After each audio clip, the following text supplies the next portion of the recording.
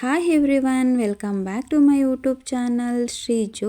ಇದು Wednesday morning. ಇವತ್ತಿನ ತಿಂಡಿ ಬಂದುಬಿಟ್ಟು ರೆಡ್ ಚಟ್ನಿ ಹಾಕಿ ನಾನು ಈ ಥರ ದೋಸೆ ಮಾಡ್ಕೊಂಡಿದ್ದೆ.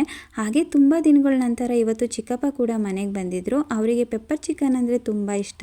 ಚಿಕನ್ ಮಾಡೋಣ ಅಂದ್ಕೊಂಡ್ರೆ ಅವರು ಇವತ್ತು ಚಿಕನ್ ತಿನ್ನಲ್ಲ ಅಂತ ಹೇಳಿದ್ರು. ಸರಿ, ಈಗ ಅವರಿಗೋಸ್ಕರ ನಾನಿಲ್ಲಿ ಮೊಳಕೆ ಕಾಳಿಂದ ಬಸ್ಸಾರು ಮಾಡೋಣ ಅಂತ ಹೇಳ್ಬಿಟ್ಟು ಕಾಳೆಲ್ಲ ಕ್ಲೀನಾಗಿ ವಾಶ್ ಮಾಡಿಬಿಟ್ಟು ಅದಕ್ಕೊಂದು ಗ್ಲಾಸಷ್ಟು ನೀರು, ರುಚಿಗೆ ತಕ್ಕಷ್ಟು ಉಪ್ಪನ್ನ ಹಾಕಿ ಲಿಡ್ನ ಕ್ಲೋಸ್ ಮಾಡಿ ಅದನ್ನು 3 ವಿಷಲ್ ಬರೋಕ್ಕೆ ಬಿಡ್ತೀನಿ. ಅದು 3 ವಿಷಲ್ ಬರೋದ್ರೊಳಗಡೆ ಈ ಕಡೆ ಚಿಕ್ಕಪ್ಪನಿಗೋಸ್ಕರ ನಾನಿಲ್ಲಿ ಕಾಫಿ ಕೂಡ ರೆಡಿ ಮಾಡ್ತಾ ಇದ್ದೆ. ಹಾಲು ಚೆನ್ನಾಗಿ ಕುದ್ದು ಉಕ್ಕು ಬರೋ ಟೈಮಲ್ಲಿ ಈ ಥರ ನಾನು ಬೆಲ್ಲನ ಹಾಕ್ತಾ ಇದ್ದೀನಿ. ಅವರು ಸ್ವೀಟು ಜಾಸ್ತಿ ತೊಗೊತಾರೆ, ಹಾಗಾಗಿ ನಾನು ಸ್ವಲ್ಪ ಬೆಲ್ಲ ಜಾಸ್ತಿ ಹಾಕ್ತಾ ಇದ್ದೀನಿ. ನಾವು ಯಾವಾಗಲೇ ಆಗಲಿ ಸಕ್ಕರೆ ಬಳಸೋ ಬದಲು ಈ ಥರ ಬೆಲ್ಲ ಬಳಸಿದ್ರೆ ನಮ್ಮ ದೇಹಕ್ಕೆ ಕೂಡ ಒಳ್ಳೆಯದು ಅಂತ ಹೇಳ್ಬೋದು. ನಾನು ತುಂಬ ಬೆಲ್ಲನೇ ಬಳಸ್ತೀನಿ, ಸಕ್ಕರೆ ಸ್ವಲ್ಪ ಕಡಿಮೆನೇ. ಈಗ ಒಂದು ಗ್ಲಾಸಲ್ಲಿ ಈ ಥರ ಕಾಫಿ ಪೌಡರ್ನ ಹಾಕ್ಕೊತಾ ಇದ್ದೀನಿ. ಅದೇ ಗ್ಲಾಸಿಗೆ ಡೈರೆಕ್ಟಾಗಿ ನಾನು ಹಾಲನ್ನ ಸೇರಿಸ್ಕೊತೀನಿ. ನಾನು ಫಿಲ್ಟ್ರ್ ಏನು ಮಾಡಲ್ಲ, ಹಾಗೆ ತೊಗೊತೀನಿ. ಈ ಕಡೆ ವೆದರು ಸ್ವಲ್ಪ ಕೋಲ್ಡಾಗಿರೋದ್ರಿಂದ ಕಾಫಿ ಕುಡಿದ್ಮೇಲೆ ಏನೋ ಒಂಥರ ಮೈಂಡು ಫ್ರೆಶ್ ಅನ್ನಿಸ್ತು.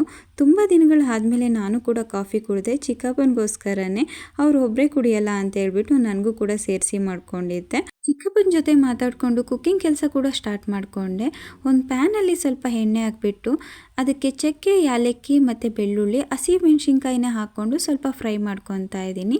ಇದೆಲ್ಲ ಸ್ವಲ್ಪ ಫ್ರೈ ಆಗಿ ಆದಮೇಲೆ ಇದಕ್ಕೆ ಕಟ್ ಮಾಡಿಟ್ಟಿರುವಂಥ ಈರುಳ್ಳಿ ಮತ್ತು ಟೊಮೊಟೊ ಕೂಡ ಸೇರಿಸಿ ಸ್ವಲ್ಪ ಫ್ರೈ ಮಾಡ್ಕೊತಾ ಇದ್ದೀನಿ. ಹಸಿ ತೆಂಗಿನಕಾಯಿ, ಸ್ವಲ್ಪ ಜೀರಿಗೆ, ಹಾಗೆ ಕೊತ್ತಂಬರಿ ಸೊಪ್ಪನ್ನ ಕೂಡ ಸೇರಿಸಿ ಸ್ವಲ್ಪ ಫ್ರೈ ಮಾಡಿಕೊಂಡು ಇದನ್ನು ಕೂಡ ರುಬ್ಬೋದಕ್ಕೆ ನಾನಿಲ್ಲಿ ಮಿಕ್ಸಿ ಜಾರಿಗೆ ತೊಗೊತಾ ಇದ್ದೀನಿ.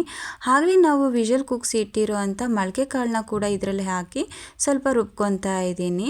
ಈ ಕಡೆ ಇನ್ನೊಂದು ಪ್ಯಾನಲ್ಲಿ ಸ್ವಲ್ಪ ಎಣ್ಣೆ ಹಾಕ್ಬಿಟ್ಟು ಸ್ವಲ್ಪ ಜಜ್ಜಿರೋ ಅಂಥ ಬೆಳ್ಳುಳ್ಳಿ, ಹಸಿ ಕರಿಬೇವು, 7 ಒಣಮೆಣ್ಸಿನ್ಕಾಯಿ, ಹಾಗೆ ನಾವು ಕಾಳನ್ನ ಕುದಿಸಿರೋ ಅಂಥ ನೀರನ್ನ ಕೂಡ ಈಗ ಸೇರಿಸ್ಬಿಟ್ಟು ಒಂದು ಕುದಿ ಬರೋಕ್ಕೆ ಬಿಡ್ತೀನಿ.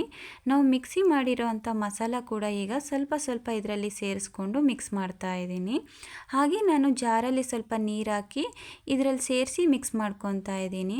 ನಾನು ಬಸ್ಸಾರು ಸ್ವಲ್ಪ ತಿಕ್ಕಾಗಿ ಮಾಡ್ತೀನಿ, ಜಾಸ್ತಿ ತೆಳುವಾಗಿ ಮಾಡಲ್ಲ. ಈಗ ಇದಕ್ಕೆ ರುಚಿಗೆ ತಕ್ಕಷ್ಟು ಉಪ್ಪನ್ನ ಹಾಕಿ ಒಂದು ಕುದಿ ಬಂದಮೇಲೆ ಇದನ್ನು ನಾನು ಆಫ್ ಮಾಡ್ತೀನಿ. ಯಾವಾಗಲೇ ಆಗಲಿ ಬಸ್ಸಾರನ್ನ ತುಂಬ ಕುದಿಸ್ಬಾರ್ದು, ರುಚಿ ಹೋಗುತ್ತೆ. ಈಗ ಇದು ಚೆನ್ನಾಗಿ ಕುದೀತಾ ಇದೆ, ಈಗ ಆಫ್ ಮಾಡ್ತೀನಿ.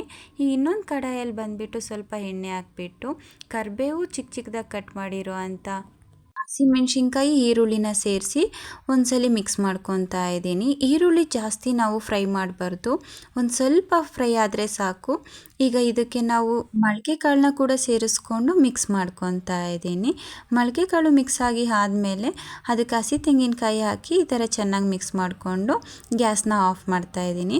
ಹಾಗೆ ಇಲ್ಲಿ ಮುದ್ದೆ ಕೂಡ ರೆಡಿ ಆಯಿತು, ಅದನ್ನು ಕೂಡ ಕ್ಲೀನಾಗಿ ನಾದಿ ಈ ಥರ ಮುದ್ದೆ ಕಟ್ಕೊತಾ ಇದ್ದೀನಿ. ಬಸ್ಸಾರಿಗೆ ಅನ್ನಕ್ಕಿಂತ ಮುದ್ದೆ ಇದ್ದರೆ ತುಂಬ ಅಂದರೆ ತುಂಬ ಚೆನ್ನಾಗಿರುತ್ತೆ. ಚಿಕ್ಕಪ್ಪನಿಗೋಸ್ಕರ ಚಿಕ್ಕಪ್ಪನಿಗೆ ಇಷ್ಟ ಆಗುವಂಥ ಬಸ್ಸಾರು ಮಾಡಿದೆ.